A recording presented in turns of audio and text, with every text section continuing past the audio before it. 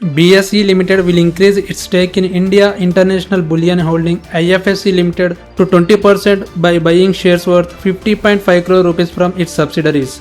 The investment aims to support the growth of India's international bullion market infrastructure at GIFT City, making IIBH a direct associate company of BSE after the deal.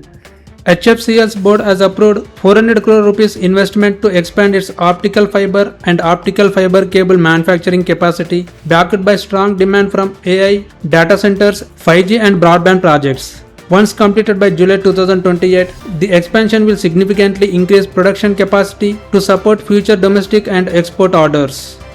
Meesho has invested an additional 75 crore rupees in its wholly owned subsidiary Meesho Grocery Private Limited through a rights issue to strengthen its grocery business. The fresh funds will help the subsidiary expand operations, improve efficiency and support future business growth while Meesho's ownership remains at 100%.